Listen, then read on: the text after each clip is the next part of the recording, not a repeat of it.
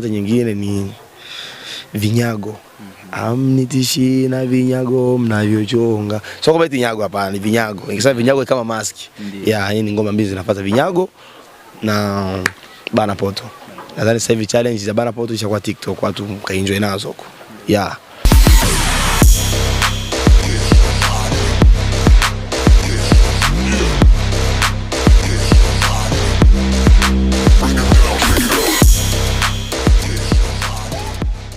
Bwana, mambo vipi watazamaji wa Wiza TV online, ongea hapa ni Mr. Edward au kitako nite Masani Boy. Kama mara kwanza kutembelea channel yetu, usisahau kusubscribe, kulike, comment na kushare. Bwana, leo nipo na Giant hapa, tutakwenda kupiga naye mastori moja mbili tatu. Kaa nami mwanzo mwenga ili kuzidi kupata taarifa zetu zaidi. Bwana, mambo vipi? Kama kawa. Shwali Kama dawa. Bwana, vipi? Naona umejazia ndugu yangu. Yaani bado mwili unazidi kusogea tu. Hapa ni kawaida yangu. Yaani unajua mazoezi ndio kila kitu, na mazoezi ndio maisha yangu. Sasa vijana sisi ambao tufanye mazoezi au wengine vijana mbalimbali ambao wafanye mazoezi, fanyeni mazoezi tu. Mimi nawashauri fanya mazoezi, kama ni mpira, kama ni gym, kama ni mazoezi kuna aina mbalimbali. Kwanza hiyo fanya mazoezi ambayo unayaweza wewe. Mwanangu, mbona unazidi kuzingatia sana kwenye swala la bodyguard huu? Kuna faida yote ambayo unapata au kuna malipo? Malipo hapa ndio maana napambana kazi ya bodyguard kwa follow. Kuweza kufanya kazi ambayo iko lipo. Kwa mimi napambana sema ambayo najua napata 200.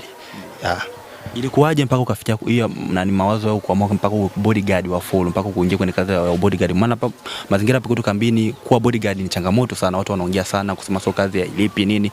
Unajua zina kauli za wabembe. Wewe ulikuwaje mpaka ukamudu hizo zote matusi nini, dharau, watu kuongea sana? Changamoto nilipata sana kipindi naanza, kwa sababu kipindi naanza hapa kambini kazi ya bodyguard ilikuwa ipo kabisa, na nilitaka kuleta kitu kigeni kambini na kiwezekana kwa 100%, kwa sababu nikutana na bodyguard na msanii ambaye analipa moja kwa moja, nikaingia kwenye mkataba. Kwa hiyo mimi tofauti na wale mabodyguard ambao wanakodiwa. Yaani wenyewe wanakodiwa kwa sababu wapate 20,000, 30,000, lakini mwisho mwezi napata 70,000 kwa mwezi.